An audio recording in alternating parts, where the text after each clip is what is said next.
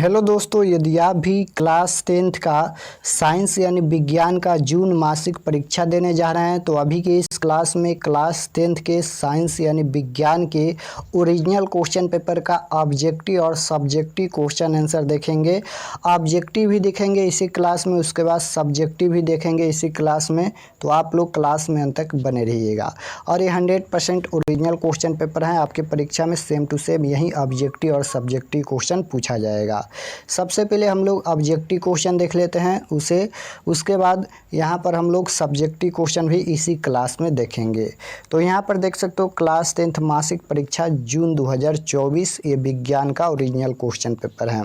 तो सबसे पहले हम लोग ऑब्जेक्टिव क्वेश्चन देख लेते हैं। यहाँ पर देख सकते हो सबसे पहले खंड अ मिलेगा। खंड अ में ऑब्जेक्टिव प्रश्न 1 से लेकर 30 तक पूछा गया है, जिनमें से 25 का जवाब देना है।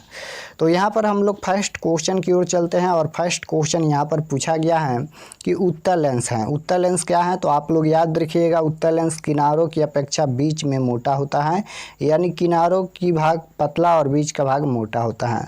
2 नंबर क्वेश्चन है, लेंस में कितने मुख्य फोकस होते हैं, तो 2 होते हैं। राइट आंसर बी हो जाएगा। क्वेश्चन नंबर 3 है, पानी से भरी बाल्टी की गहराई कम मालूम पड़ने का क्या कारण है, तो आपको याद रखना है प्रकाश का अपवर्तन। ऑप्शन नंबर ए इसका राइट आंसर होगा। क्वेश्चन नंबर 4 की ओर चलते हैं। क्वेश्चन है कि जब प्रकाश एक माध्यम से दूसरे माध्यम में जाता है तब अपवर्तन होता है। बताना है यहाँ पर कि जब प्रकाश एक माध्यम से दूसरे माध्यम में जाता है तब अपवर्तन होता है। तो आपको याद रखना है प्रकाश की चाल में परिवर्तन होने के कारण अपवर्तन होता है। क्वेश्चन नंबर 5 है, किसी माध्यम के अपवर्तनांक का मान होता है। किसी माध्यम के अपवर्तनांक का मान क्या होता है, तो क्वेश्चन नंबर 5 का राइट आंसर क्या हो जाएगा, ये फार्मूला ही होता है, sine i by sine r होता है, जो कि ऑप्शन नंबर ए में दिया गया है। क्वेश्चन नंबर 6 है, किसी उत्तल लेंस की फोकस दूरी 25 सेंटीमीटर है तो उसकी क्षमता क्या होगी। किसी उत्तल लेंस की फोकस दूरी 25 सेंटीमीटर दिया गया है तो उसकी क्षमता बताना है। तो आपको याद रखना है इसका राइट आंसर क्वेश्चन नंबर 6 का यहाँ पर 4 डायोप्टर हो जाएगा, 4 डायोप्टर। क्वेश्चन नंबर 7 की ओर चलते हैं और 7 नंबर यहाँ पर क्वेश्चन देख सकते हो पूछा गया है, निम्नलिखित में से किसका उपयोग सरल सूक्ष्मदर्शी में होता है। बताना है निम्नलिखित में से किसका उपयोग सरल सूक्ष्मदर्शी के रूप में होता है, तो उत्तल लेंस का उपयोग सरल सूक्ष्मदर्शी के रूप में होता है। ये सभी क्वेश्चन हम पढ़ाए भी हैं। क्वेश्चन नंबर 8 है, प्रकाश की एक किरण जब विरल माध्यम से सघन माध्यम में आती हैं तब वह अभिलंब की दिशा में जाती हैं या अभिलंब की ओर मुड़ती हैं या अभिलंब से दूर मुड़ती हैं या इनमें से कोई नहीं। तो इसका राइट आंसर क्या हो जाएगा, जो प्रकाश का परावर्तन और अपवर्तन जो चैप्टर है उससे ये प्रश्न लिया गया है और ये क्वेश्चन बताए भी हैं। तो इसका right answer option number B हो जाएगा, अभिलंब की ओर मुड़ जाती हैं। क्वेश्चन है 9 नंबर, प्रकाश के अपवर्तन के कितने नियम हैं। तो प्रकाश के अपवर्तन पूछे या प्रकाश के परावर्तन पूछे, दोनों का 2 नियम होता है। ऑप्शन नंबर 20 का राइट आंसर होगा। क्वेश्चन नंबर 10 देखिए, 10 नंबर क्वेश्चन पूछा गया है, जब प्रकाश की किरण हवा से कांच के प्रिज्म की अपवर्तन सतह से होकर प्रवेश करती हुई दूसरे अपवर्तन से होकर बाहर निकलती हैं तब वह मुड़ जाती हैं। तो इसका राइट आंसर क्या हो जाएगा, ऑप्शन नंबर ए हो जाएगा, प्रिज्म के आधार की ओर मुड़ जाती हैं। क्वेश्चन है 11 नंबर, शरीर में भोजन का पाचन किस प्रकार की अभिक्रिया है। शरीर में भोजन का पाचन किस प्रकार की अभिक्रिया है, तो आपको याद रखना है अपघटन अभिक्रिया हो जाएगा या उपचयन अभिक्रिया हो जाएगा। क्वेश्चन देखिए पूछा गया, समीकरण किस प्रकार का अभिक्रिया है। यहाँ पर ये समीकरण दिया गया है, बताना है कि यह किस प्रकार की अभिक्रिया है। तो यह अभिक्रिया कैसी है, तो ऑक्सीकरण है। ऑप्शन नंबर डी इसका राइट आंसर होगा। क्वेश्चन नंबर 13 है, निम्नलिखित में रेडॉक्स अभिक्रिया कौन सी है। रेडॉक्स अभिक्रिया कौन सी है, तो रेडॉक्स अभिक्रिया ऑप्शन नंबर ए है। क्वेश्चन नंबर 14 है, निम्नलिखित में कौन अकारक गुण प्रदर्शित करता है। कौन अकारक गुण प्रदर्शित करता है, तो आपको याद रखना है यहाँ पर क्या हो जाएगा, राइट आंसर बी हो जाएगा, H2S। क्वेश्चन है 15 नंबर, ऑक्सीकारक है। ऑक्सीकारक क्या है, तो आपको याद रखना है इलेक्ट्रॉन ग्रहण करने वाला। क्वेश्चन है 15 हो गया। 16 नंबर देख लीजिए, 16 नंबर क्वेश्चन है, SO2 की विरंजक क्रिया SO2 से किस गुण को दर्शाती है, तो इसका राइट आंसर बी हो जाएगा, अकारक गुण। क्वेश्चन है 17 नंबर, कॉपर सल्फेट का रंग कैसा होता है। कॉपर सल्फेट का रंग कैसा होता है, तो यहाँ पर नीला रंग होता है। ऑप्शन नंबर क्या हो जाएगा, ए हो जाएगा। क्वेश्चन है 18 नंबर, निम्नलिखित में कौन द्वितीय विस्थापन अभिक्रिया है? तो आपको क्या याद रखना है, ऑप्शन नंबर बी याद रखना है। क्वेश्चन है 19 नंबर, अभिक्रिया दिया गया है जिसमें बताना है कौन सा आक्सी कारक है। यह अभिक्रिया में कौन आक्सी कारक है? तो आक्सी कारक पूछा गया है, एस है। क्वेश्चन है 20 नंबर, निम्नलिखित में किस गैस का उपयोग किसी ताज़ा तेल को बहुत दिनों तक सुरक्षित रखने के लिए किया जा सकता है? तो इसका right answer option number C हो जाएगा, नाइट्रोजन। क्वेश्चन है यहाँ पर निम्नलिखित में कौन श्वसन क्रिया के उपरांत बनते हैं? तो इसका right answer option number D हो जाएगा, CO2 H2O एंड ऊर्जा। क्वेश्चन है 22 नंबर, निम्नलिखित में किसमें किण्वन की क्रिया होती हैं? किसमें किण्वन की क्रिया होती हैं? तो आपको याद रखना है किसमें होती हैं। तो यहाँ पर किण्वन की क्रिया पूछा गया है, तो इसमें माइटोकॉन्ड्रिया में होती हैं। ऑप्शन नंबर क्या हो जाएगा, ए राइट आंसर होगा। क्वेश्चन 23 है, अवायवीय श्वसन कोशिका के किस भाग में होता है? तो राइट आंसर क्वेश्चन नंबर 23 का ऑप्शन नंबर क्या हो जाएगा, 23 नंबर का ए हो जाएगा यहाँ पर कोशिका द्रव। क्वेश्चन है 24 नंबर, निम्नलिखित में किसके द्वारा टीडा तथा तिलचट्टा में श्वसन क्रिया होती हैं? तो राइट आंसर क्या हो जाएगा, 24 नंबर का ऑप्शन नंबर सी हो जाएगा, ट्रैकिया। क्वेश्चन है 25 नंबर, यहाँ पर मानव शरीर की कौन सी रचना वक्ष गुहा को उदर गुहा से अलग करती हैं? तो right answer option number D हो जाएगा यहाँ पर।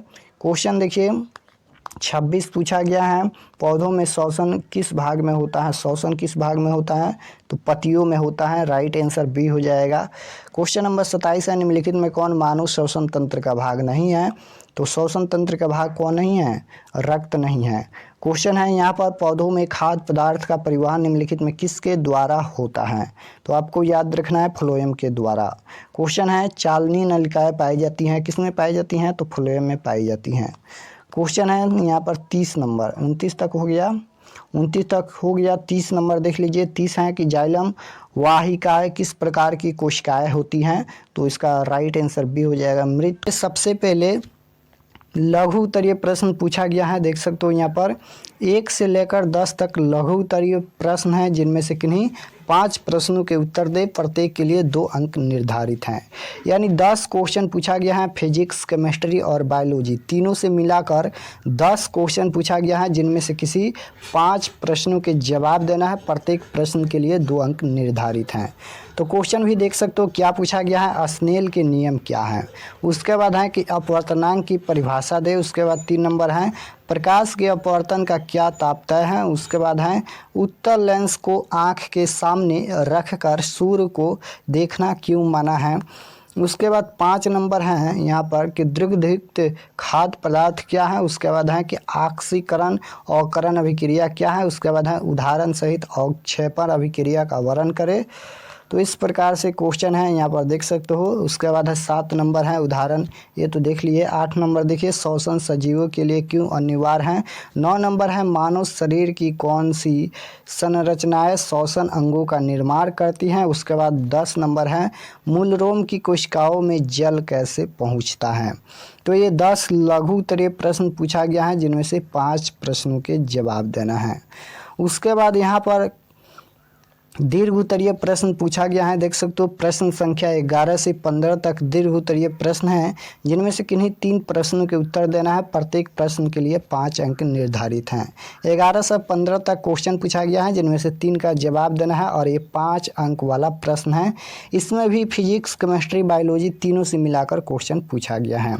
तो क्वेश्चन भी देख सकते हो क्या पूछा गया है। जब प्रकाश कांच की आयताकार सिल्ली पट्टी में तिरछा होकर गुजरता है तो निर्गत किरण आपतित किरण के समानांतर होती हैं। किरण आलेख से इसे समझाए। उसके बाद 12 नंबर है किरण आलेख की सहायता से उत्तल और अवतल लेंसों के प्रथम तथा द्वितीय मुख्य फोकस को समझाए। उसके बाद है विस्थापन एंड द्विविस्थापन अभिक्रिया में अंतर लिखे। उसके बाद है हाइड्रोजन एंड ऑक्सीजन के लाभ हानि के संदर्भ में ऑक्सीजन एंड अवकरण अभिक्रिया को समझाए। उसके बाद है कि जाइलम और फ्लोएम के मुख्य भेदों को लिखे। तो ये सभी सब्जेक्टिव क्वेश्चन पूछा गया है। अब चलिए हम लोग इसका सब्जेक्टिव क्वेश्चन का आंसर देख लेते हैं। तो यहाँ पर फर्स्ट क्वेश्चन का आंसर लिखा गया है, देख सकते हो यहाँ पर इस प्रकार से, जो कि पूछा गया था कि स्नेल के नियम क्या हैं। तो इस प्रकार से आप लोग आंसर लिखिएगा। स्नेल के नियम क्या हैं? तो जब प्रकाश की किरण किन्हीं दो माध्यमों के सीमा तल पर तिरछी आपतित होती हैं तो आपतन कोण I की ज्या तथा साइन अपवर्तन कोण की ज्या साइन का अनुपात नियतांक होता है। इस नियतांक को दूसरे माध्यम का पहले माध्यम के सापेक्ष अपवर्तनांक कहते हैं। इस नियम को स्नेल का नियम भी कहते हैं। उसके बाद क्वेश्चन नंबर 2 देख सकते हो। क्वेश्चन नंबर 2 का भी आंसर लिखा गया है, जो कि पूछा गया था कि अपवर्तनांक क्या है। तो अपवर्तनांक क्या है, इस प्रकार से आप लोग आंसर लिखिएगा। यदि प्रकाश किरण एकवर्णीय हो तो किन्हीं भी दो माध्यमों के लिए आपतन कोण की ज्या साइनें और अपवर्तन कोण की ज्या साइनें में एक निश्चित अनुपात होता है। इस निश्चित अनुपात को ही पहले माध्यम के सापेक्ष दूसरे माध्यम का अपवर्तनांक कहते हैं। तो 2 नंबर आंसर यहाँ पर समाप्त होता है। उसके बाद क्वेश्चन नंबर 3 पूछा गया था कि प्रकाश के अपवर्तन क्या है। तो इस प्रकार से आप लोग आंसर लिखिएगा। प्रकाश का अपवर्तन क्या है? तो प्रकाश किरण जब एक पारदर्शी माध्यम से दूसरे पारदर्शी माध्यम में तिरछी प्रवेश करती हैं तो दोनों माध्यमों को अलग करने वाली सतह पर किरण मुड़ जाती हैं। सघन माध्यम में आपतन बिंदु पर अभिलंब की ओर मुड़ती हैं, जबकि विरल माध्यम में अभिलंब से दूर मुड़ती हैं। इस घटना को प्रकाश का अपवर्तन कहते हैं। और आप लोग इसका फिगर भी बना लीजिएगा। इस प्रकार से इसका फिगर बनेगा। और यहाँ पर इसका जो नियम होता है प्रकाश का अपवर्तन का, यहाँ पर नहीं लिखा गया है क्योंकि नियम नहीं पूछा गया था। 2 नियम होता है, प्रकाश के अपवर्तन या प्रकाश के परावर्तन के, आप लोग याद रखिएगा। 7 नंबर क्वेश्चन में यहाँ पर देख सकते हो पूछा गया था अवक्षेपण अभिक्रिया क्या है। तो इस प्रकार से इसका आंसर लिखिएगा। अवक्षेपण अभिक्रिया घुलनशील लवण युक्त 2 घोलों को मिलाने पर अघुलनशील नमक के निर्माण को संदर्भित करती है। घोल से निकलने वाले अघुलनशील नमक को अवक्षेप के रूप में जाना जाता है, इसलिए प्रक्रिया का नाम अवक्षेपण अभिक्रिया है। उसके बाद यहाँ पर देख सकते हो ये क्वेश्चन नंबर 8। क्वेश्चन नंबर 8 का आंसर लिखा गया है कि सजीवों में श्वसन क्यों आवश्यक है, यानी अनिवार्य है। तो इस प्रकार से इसका आंसर लिखिएगा क्वेश्चन नंबर 8 का। उसके बाद ये क्वेश्चन नंबर 13 देख सकते हो। ये दीर्घ उत्तरीय प्रश्न है जो कि 5 अंक में पूछा गया था। तो दीर्घ उत्तरीय प्रश्न में पूछा गया था कि विस्थापन एवं द्विविस्थापन में अंतर लिखिए। तो इस प्रकार से यहाँ पर इस तरह से विस्थापन अभिक्रिया और यहाँ पर ये द्विविस्थापन अभिक्रिया है। तो विस्थापन अभिक्रिया में लिखिएगा कि विस्थापन अभिक्रिया में अधिक अभिक्रियाशील तत्व यौगिक में से अपने से कम अभिक्रियाशील तत्व को विस्थापित कर देता है। और इस प्रकार से इसका यहाँ पर समीकरण भी दे दीजिएगा। उसके बाद यहाँ पर द्विविस्थापन अभिक्रिया में लिखिएगा वे अभिक्रियाएं जिनमें अभिकारकों के बीच आयनों का आदान प्रदान होता है उन्हें द्विविस्थापन अभिक्रिया कहते हैं। इसके लिए भी समीकरण लिख लीजिएगा। उसके बाद यहाँ पर जाइलम और फ्लोएम में अंतर लिखना है, जो कि 15 नंबर क्वेश्चन में पूछा गया था। जाइलम एंड फ्लोएम में अंतर लिखे। तो जाइलम में लिखिएगा फर्स्ट में कि जाइलम जल एंड खनिज लवणों को भूमि से पौधों तक पहुंचाता है। और फर्स्ट में लिखिएगा फ्लोएम में कि फ्लोएम सुक्रोज आदि पादप पत्तियों में निर्मित एटीपी ऊर्जा दावी तत्वों को वृक्ष के सभी भागों में स्थानांतरित करते हैं। उसके बाद 2 नंबर में लिखिएगा जाइलम में कि जाइलम अवशोषण का कार्य करते हैं। और 2 नंबर है फ्लोएम में कि फ्लोएम वितरण का कार्य करते हैं। तो यहाँ पर जाइलम और फ्लोएम में इतना ही